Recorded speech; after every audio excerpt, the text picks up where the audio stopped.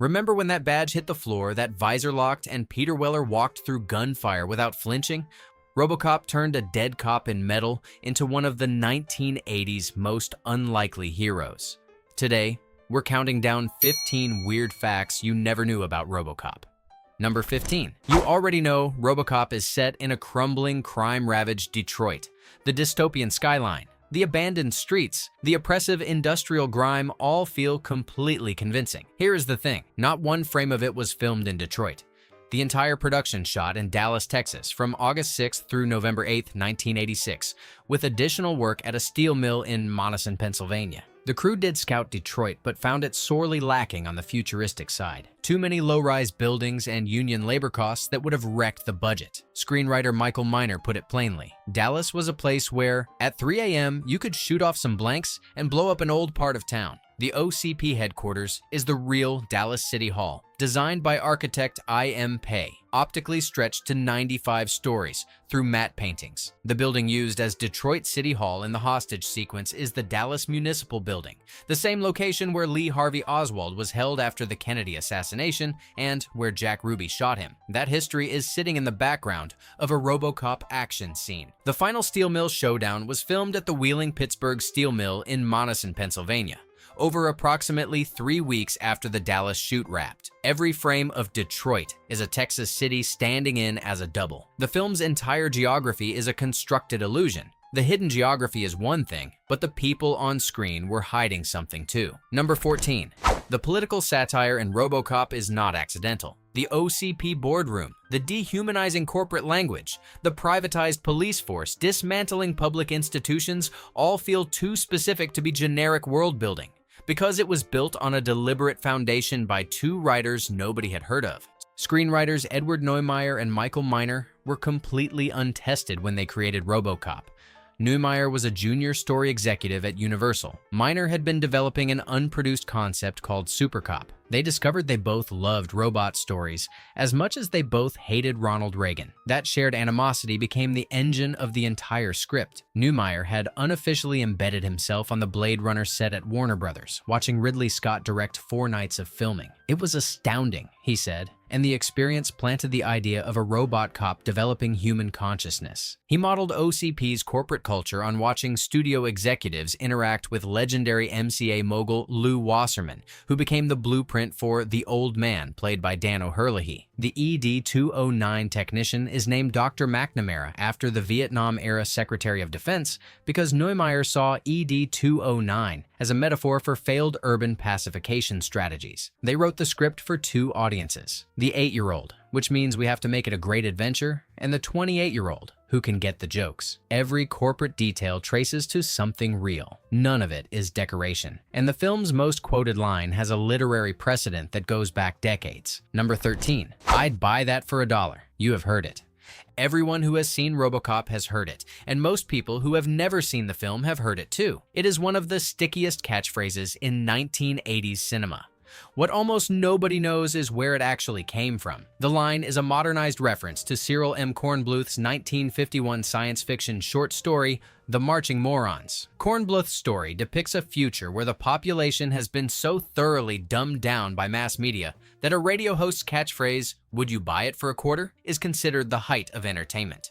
Co-writer Michael Miner explained the parallel directly. The catchphrase represents the endless dumbing down of the population, with characters reduced to giggling morons who repeat sitcom lines mindlessly. The in-universe show was called It's Not My Problem in the screenplay. The host, Bixby Snyder, was played by S.D. Nemeth, who had performed in the same comedic register on the real KROQ radio show The Young Marquis and Stanley Show from 1977 to 1983. Neumeier's concept for Robocop's first prime directive, Serve the Public Trust, was reportedly inspired by a fortune cookie. That is the satirical intelligence running through every corner of this film.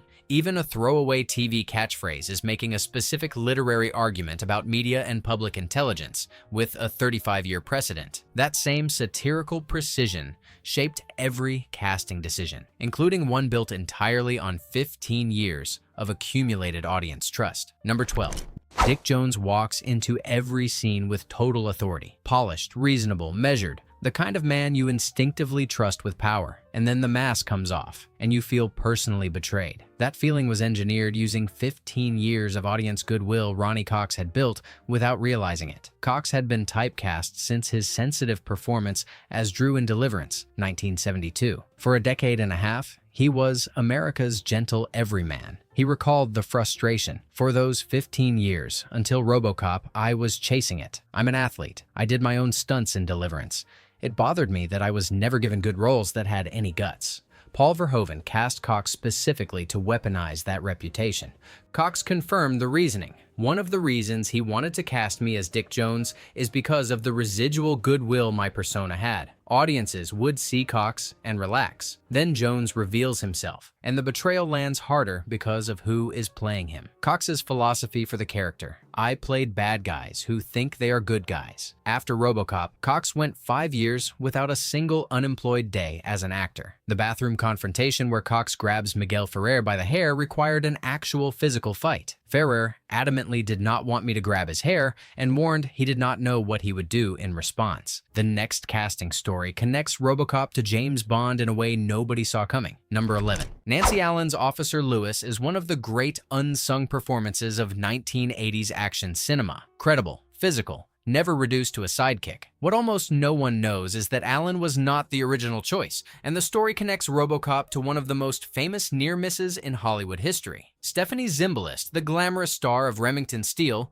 was originally cast as Anne Lewis. Then, NBC unexpectedly revived the show for a 5th season, and Zimbalist was contractually obligated to return. That same revival famously cost her co-star Pierce Brosnan the role of James Bond in The Living Daylights, which went to Timothy Dalton instead. One television network decision wiped out 2 major film castings simultaneously. Nancy Allen stepped in as Lewis. Paul Verhoeven demanded she cut her long blonde hair. It took 8 separate cuts before the desired look was achieved. He encouraged her to act masculine and gain weight, which she accomplished by quitting smoking. Allen undertook actual police academy training and consulted her father, NYPD Lieutenant Eugene Allen, for authenticity at every level. A friend suggested she wear men's underwear under her costume to feel tougher. She developed a detailed personal backstory for Lewis entirely on her own initiative. Every physical detail on screen is months of self-directed preparation by an actress who replaced someone whose departure was caused by a network scheduling decision. The man who designed the film's most intimidating machine arrived by an equally improbable route. Number 10. ED-209 is one of the most recognizable robots in cinema history. Massive, corporate, lethal, and somehow completely incompetent the moment it encounters a staircase. That combination is not accidental. It is the work of a 23-year-old who was not looking for a film job when he was discovered. Phil Tippett found Craig Hayes at a backyard barbecue. Hayes was making prototypes for military helmets at the time. Tippett was direct. Craig was singularly responsible for the look of ED-209. I have absolutely no sensibility when it comes to designing mechanical things.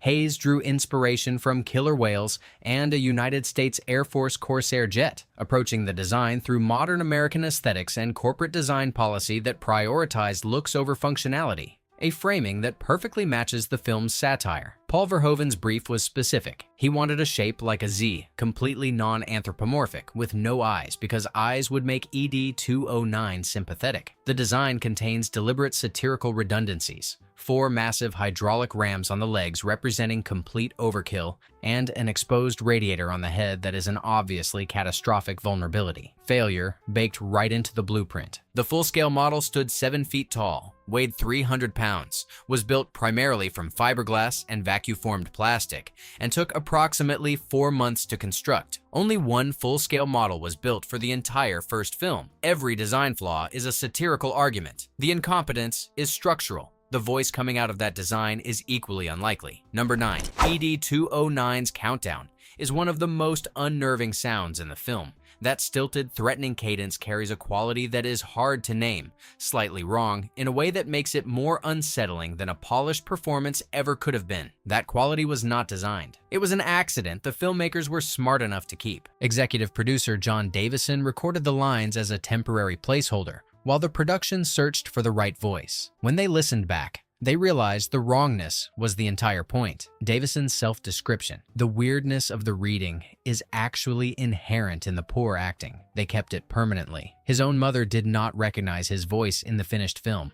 Phil Tippett and his team had to complete 55 stop-motion shots in just 3 months, running 2 12-inch miniature replicas simultaneously. Tippett conceived ED-209's movement as unanimal, as if constantly on the verge of falling before catching itself, creating a predatory quality no computer simulation of the era could replicate. ED-209's roar was produced by playing a jaguar growl backwards. One additional threatening sound was an unprocessed recording of an angry black leopard. Sound effects were created by Stephen Flick. The famous staircase tumble was animated by Harry Walton on a 4x4-foot miniature set. Producer Davison specifically requested that scene to give the audience a laugh inside the film's grim tone. The voice is genuinely, specifically bad, and that is precisely and intentionally why it works. Number 8. The ED-209 boardroom demonstration is one of the most shocking scene reversals in science fiction cinema. Corporate pride dissolving into carnage within seconds. Most viewers do not know the scene was filmed twice, took months of additional work, and ended with one of the most painful final takes in 1980s movie history. Kevin Page was 26 years old, a student at Southern Methodist University, in his first speaking role when he was cast as the doomed executive Mr. Kinney. Verhoeven shot the scene over 3 days in Dallas, watched the footage, and was unsatisfied. He brought Page back 2 months later to a completely rebuilt boardroom set at Las Colinas Studios. Page was loaded with an estimated 200 squibs, possibly a record for a single actor at the time. Then the effects team noticed spaghetti squash on the commissary menu. They placed it inside Page's shirt with 10 additional squibs. In Page's words, the result, which looked like poor Mr. Kinney's guts were coming out, appeared to satisfy Verhoeven. The final take ended with the last squib detonating approximately 2 inches from Page's groin. So literally, it was a kick in the balls. Screenwriter Edward Neumeier explained the purpose. The scene is completely over the top, yet it underlines how cheap life is in the corporate world. I guess the scene was my way of saying goodbye to my life as an executive. 2 separate productions and a commissary vegetable. Alright, we're at the halfway mark, and things are about to get even wilder. Before we hit the top 7, I want to hear from you. What's your favorite Robocop quote or moment? Drop it in the comments. And if you're enjoying this, smash that like button and subscribe if you haven't already. It really does help the channel grow. Number 7. The violence in Robocop is extreme. Most people who have seen the film know that. What most people do not know is how many times the MPAA forced cuts before the film could be released, and how those cuts made the violence feel worse. The film received an X rating for violence, not sexual content. The exact number of submissions is disputed. Paul Verhoeven told Esquire it was 8 times. An AMC interview puts it at 12. Popular reporting settles on 11. Co-writer Edward Neumeier independently confirmed 8 in a Vice interview. The MPAA targeted Murphy's death, the ED-209 boardroom massacre, Emil's toxic waste disintegration, and Clarence's throat stabbing. Here is the irony Verhoeven kept returning to. He intended the violence to be so outlandishly excessive it became comic. The MPAA cuts paradoxically made it more disturbing by removing the comedic excess. Verhoeven noted his young children laughed at the X-rated version. Audiences laughed less at the R-rated cut. The edit that finally secured the R rating was removing Murphy's arm being blown off, which Verhoeven said looked terribly corny anyway. The UK's BBFC released the film completely uncut, citing the comic excess of the violence and the clear line between the hero and villains. The unrated director's cut was not publicly available until the 1998 Criterion Collection DVD release. Every surviving frame of violence was the result of an exhausting negotiation with a ratings board that misread what Verhoeven was building. Number 6. Robocop's physical presence is everything. The measured walk, the weight of every movement, the way absolute stillness reads as danger. It is inseparable from the character. The studio originally wanted someone else entirely, and the decision to cast Peter Weller was made partly because nobody more famous would take the job. Orion Pictures wanted Arnold Schwarzenegger, fresh off The Terminator. Producer John Davison killed that idea with a single observation. Schwarzenegger's physique inside an already bulky suit would make him look like the Pillsbury Doughboy. Paul Verhoeven's personal first choice was Rutger Hauer, his frequent Dutch collaborator, but Hauer was also too physically imposing for the suit's proportions. Other actors considered included Michael Ironside, Tom Berenger, Armand Assante, Keith Carradine, and James Remar. Many declined because the helmet would cover their face for most of the film. Multiple directors also passed, including David Cronenberg, Alex Cox, and Monty Hellman, many citing the title as the problem. Robocop simply sounded too ridiculous to take seriously. Producer Davison later quipped that Weller was effectively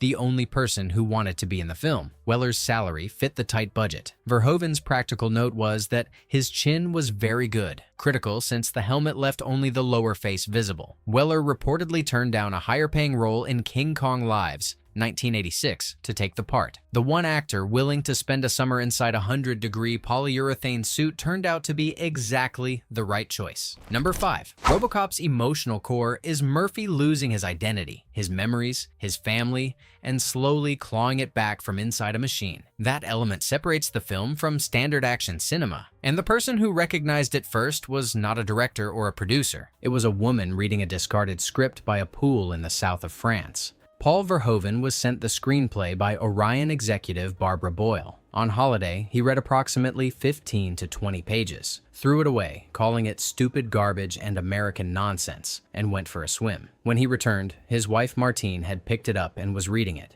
She pushed back, "There were elements that weren't so far away from me, like losing his past, and the philosophy of losing your memory." The moment that finally hooked Verhoeven was Murphy returning to his abandoned family home, which he described as finding the lost Garden of Eden, like a lost paradise. Verhoeven was not yet fluent enough in English to catch the satirical subtext. Screenwriter Neumeier gave him comic books, including Judge Dredd, to help him understand the tone.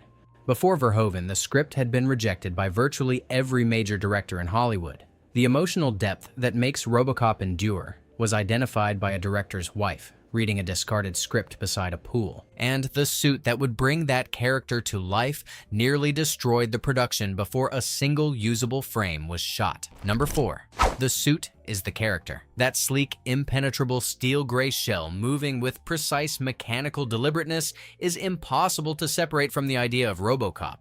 And what it cost to build is a story the film never tells. Effects designer Rob Bottin had been hospitalized with exhaustion and pneumonia after working 7-day weeks for over a year on The Thing, 1982. He had never designed a robot before. He produced approximately 50 separate designs in response to Paul Verhoeven's continuously shifting feedback before arriving at the final look, inspired by Japanese illustrator Hajime Sorayama and his art book, Robot Sexy. The suits were painted intense dark green, which read as steel gray under studio lighting.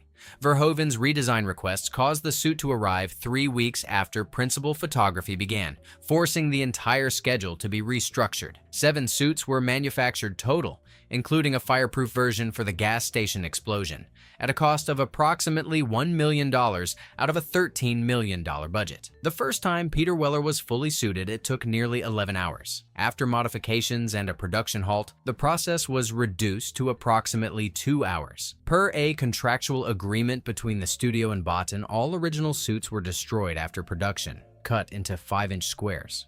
Bottin kept 2 fully posed suits in glass cases in his own living room. When the suit finally arrived on set, it triggered a crisis that nearly removed Weller from the production permanently. Number 3. Robocop's movement is immediately distinctive. Fluid but mechanical, deliberate without tipping into cliché, carrying a weight that feels genuinely inhuman. And it was invented in crisis by a mime teacher in approximately 1 hour. Peter Weller trained 4 hours a day over roughly 4 months with Moni Yakim, a legendary movement teacher at the Juilliard School who had studied with Etienne Ducrot and performed alongside Marcel Marceau. Weller walked through Central Park in football gear to simulate the suit's added bulk, developing a vocabulary of fluid legato movement with staccato accents. When the completed suit arrived on set, everything they had developed was useless. The costume was too restrictive. Production ground to a halt. Weller spent an entire day trying to catch a set of car keys, up to 50 takes, because the foam rubber gloves could not grip anything. Tensions escalated until producer Mike Medavoy fired him. Lance Henriksen was considered as a replacement,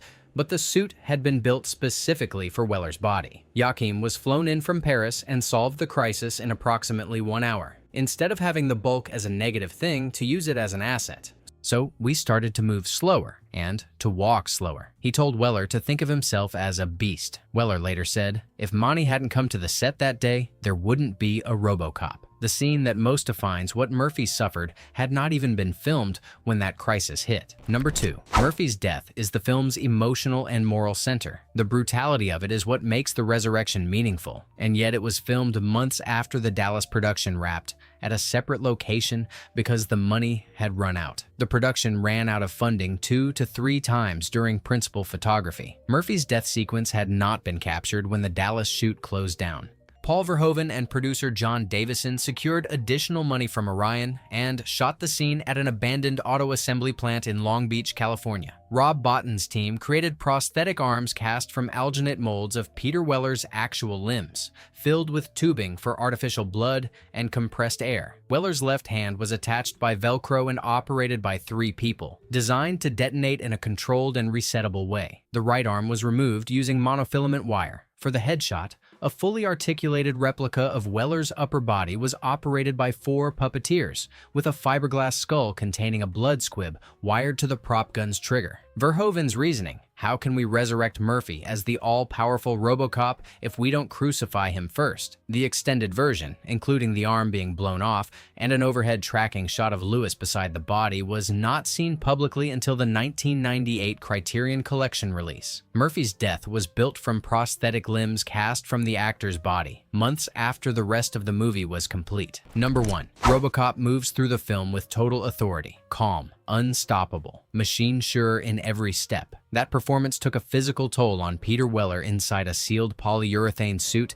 in 100-degree Texas heat. Filming ran from August through October in Dallas, with temperatures regularly exceeding 100 degrees Fahrenheit. Weller was sealed inside a foam and polyurethane suit with no ventilation system. He lost between 3 and 8 pounds per day from water loss alone. The suit required complete removal for bathroom breaks. For interior car shots, Weller wore only the suit's top half because the full costume could not fit inside a Ford Taurus. An air conditioning unit was eventually built into the suit. Between takes, a personal assistant kept him cool while the rest of the crew worked normally. Weller asked the cast and crew to address him only as Murphy or Robo, depending on the scene. Miguel Ferrer actively mocked the approach. Kurtwood Smith refused to speak to Weller at all for the first several weeks. For the drug dealer shootout, Weller put on headphones playing Peter Gabriel's Red Rain and called the moment wildly, psychotically enjoyable. One of the only times during filming he described the experience positively. He was fired mid-production by Mike Medavoy before Moni Yakim's intervention saved his position. After completing the film, Weller described the overall experience as among the worst of his life. Peter Weller holds a PhD in Italian Renaissance art history from UCLA. Let that sink in. Robocop should not exist, not as the film it became.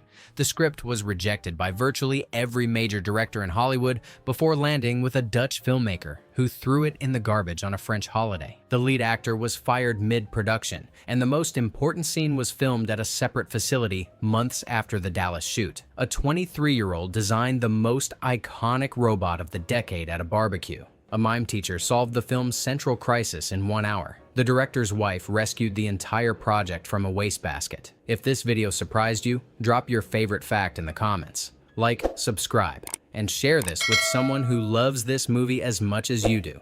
And as always, dead or alive, you're coming with me. We'll see you next time.